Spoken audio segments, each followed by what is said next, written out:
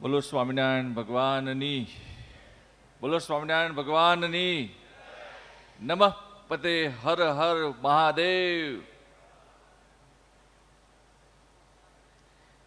સ્વામિનારાયણ ગુરુકુલ સંસ્થા રાજકોટ દ્વારા પ્રેરિત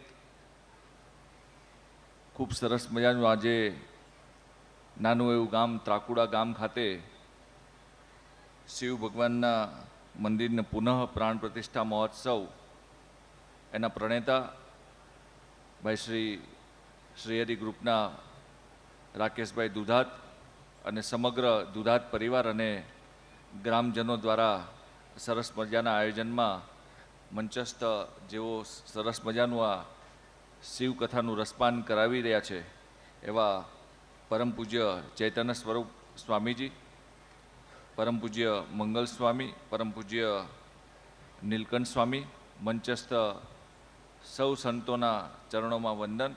ઉપસ્થિત આપ સૌ દુધાત પરિવારના આમંત્રણને માન આપીને પધારેલા સૌ ભક્તજનો, ઉપસ્થિત ગામના સૌ આગેવાનો, વડીલો, માતાઓ,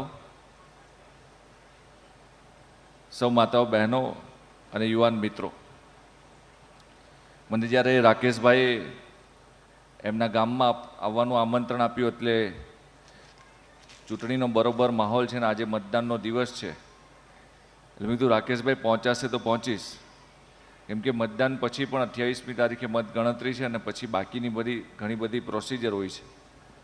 પરંતુ રાકેશભાઈનું આમંત્રણ અને એમને જે ગામ માટે એમનો ભાવ છે એ ભાવ જોતાં મને બી થયું કે ગામમાં જોવા પણ જવું પડશે ને આવું સરસ મજાનું જ્યારે કાર્ય એમના દ્વારા થઈ રહ્યું હોય ત્યારે એમને પ્રોત્સાહિત કરવા માટે થઈને અને એક મિત્ર ભાવથી હું આજે અહીંયા આવ્યો છું.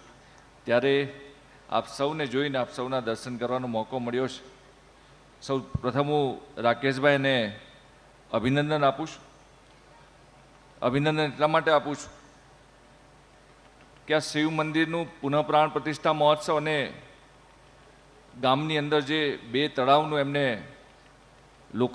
ખાતમુહૂર્ત કરવાનું છે અને આ ત્રાકુડા ગામને એક આદર્શ ગામ બનાવવા માટે થઈને એમને જે પ્રેરણા મળી છે એ પ્રેરણા બીજા કોઈમાંથી નહીં પરંતુ એમના માતૃશ્રી મુક્તાબાના માંથી એમને પ્રેરણા મળી છે.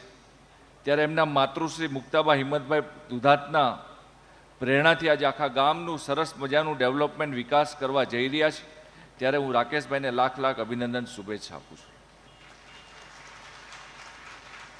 મિત્રો, ગામની અંદર આવું સરસ મજાનું જ્યારે શિવ મંદિરનું પુનઃપ્રાણ પ્રતિષ્ઠા મહોત્સવ થતો હોય ગામના લોકોને પણ અનેરો ઉત્સાહ હોય કે ગામના એક દીકરા તરીકે સંપૂર્ણ ખર્ચથી લઈને સંપૂર્ણ આયોજન જ્યારે એક વ્યક્તિ કરી રહ્યા હોય ત્યારે એટલો જ સાથ સહકાર ગામનો પણ જરૂર હોય છે. અને આપ સૌને જોઈને એવું લાગે છે કે રાકેશભાઈ જે મંગલ કાર્ય આવનારા સમયમાં કરવાના છે એ મંગલ કાર્યની અંદર આપ સૌનો પણ એટલો જ સાથ સહકાર છે. આજે જ્યારે સ્વામિનારાયણ ગુરુકુલ રાજકોટ સંસ્થા દ્વારા જે આ શિવકથાનું રસપાન અને સંતો જ્યારે બધું આખું મેનેજમેન્ટ કરી રહ્યા છે ત્યારે જે સંતશ્રીએ પૂજ્ય સ્વામીશ્રીએ જે વાત કરી છે મને પણ આજે ગૌરવ થયું કે હું આજે આ મંચ ઉપર આવ્યો છું જ્યાં મારા પિતા સ્વર્ગસ્થ સૌજીભાઈ કોરાટ જે ગુરુકુલની અંદર એમને અભ્યાસ કર્યો હતો ત્યારે એક વિદ્યાર્થી તરીકે જે શિક્ષા એમને મેળવી હતી સંતો અને પૂજ્ય સ્વામી પાસેથી એમના જીવનની અંદર એમણે ઉતારીને જીવનમાં નેતૃત્વ કર્યું.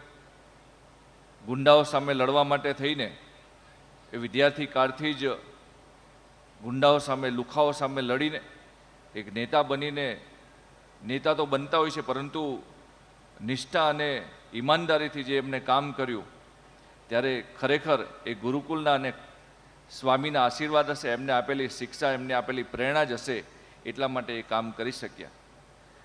ખાસ કરીને જ્યારે રાકેશભાઈએ આ ગામની અંદર આદર્શ ગ્રામ બનાવવાનું નક્કી કર્યું છે અને એમને જે કીધું કે ભાઈ ગામની અંદર સરસ મજાના 2 તળાવોનું આયોજન થાય, ખાતમુહૂર્ત થાય, 2 તળાવ બને, ગામની અંદર સરસ મજાના રોડ રસ્તા બને, ગામની અંદર કેમેરા સિસ્ટમ થાય, સીસીટીવી કેમેરાથી આખું ગામ મોનિટર થાય. ખરેખર સરકાર પણ આદર્શ ગ્રામના માધ્યમથી ગામનો વિકાસ કરતી આવી છે. ખાસ કરીને દેશના યશસ્વી પ્રધાનમંત્રી શ્રી માનનીય નરેન્દ્ર મોદીજીએ જ્યારથી એ વડાપ્રધાન બન્યા ત્યારથી ગામડાના વિકાસ માટે થઈને જે અગાઉના સમયમાં દિલ્હીથી પૈસા આવતા વિકાસ માટેના એ કોંગ્રેસના લોકો કહેતા કે અમે રૂપિયો અહીંથી મોકલીએ છીએ અને ગામડાની અંદર 15 પૈસા પહોંચે છે, 15 પૈસાનું કામ થાય છે. માન્ય મોદીજીએ સીધો રૂપિયો ગ્રામ પંચાયતના ખાતામાં આવે અને ગામનો વિકાસ એક ગામની સભા કરી શકે એ પ્રકારની વ્યવસ્થા ઊભી કરી અને આજે ગામડાની અંદર ગ્રામ સભા ડાયરેક્ટ પોતાના ગામના વિકાસ માટેના કામ કરી શકે છે. માન્ય નરેન્દ્ર મોદીજીએ દરેક સાંસદોને, ધારાસભ્યોને પોતાના વિસ્તારના એક ગામને આદર્શ ગ્રામ તરીકે વિકસાવવાનું નક્કી કર્યું. ત્યારે જે ધારાસભ્ય અને સાંસદ જે કામ કરી રહ્યા છે એ રાકેશભાઈ દુધાત કરી રહ્યા છે. ત્યારે પોતે જે અર્જિત કરેલી કમાયેલું ધન છે એ કોઈ પાસે બીજો હાથ લાંબો કરીને નહીં, પરંતુ પોતે કમાયેલા ધનમાંથી જ્યારે ગામનો વિકાસ કરી રહ્યા હોય ત્યારે વિકાસ તો 100% થશે. પરંતુ ગામના લોકોને બી વિનંતી કરું છું કે જ્યારે રાકેશભાઈ આટલી બધી મહેનત ગામ પાછળ કરી રહ્યા, રાકેશભાઈનો પરિવાર કદાચ ગામમાં ફરી અહીંયા રહેવા માટે નથી આવવાના, પરંતુ ગામ માટે કરી રહ્યા છે. તો જે પણ વિકાસ થાય, તળાવ બને, સીસીટીવી કેમેરા લગાવાય, રસ્તાઓ બને, ડોર ટુ ડોર કલેક્શન, કચરા કલેક્શનની પણ એમને વાત કરીશ. ત્યારે ગામના લોકોની જવાબદારી બને છે કે એને મેન્ટેન કરવું, એની જાળવણી કરવી, સાચવણી કરવી. કેમ કે બની ગયા પછી આપણે જાળવણી અને સાચવણી કરવાની જવાબદારી એ ગામના લોકોની છે.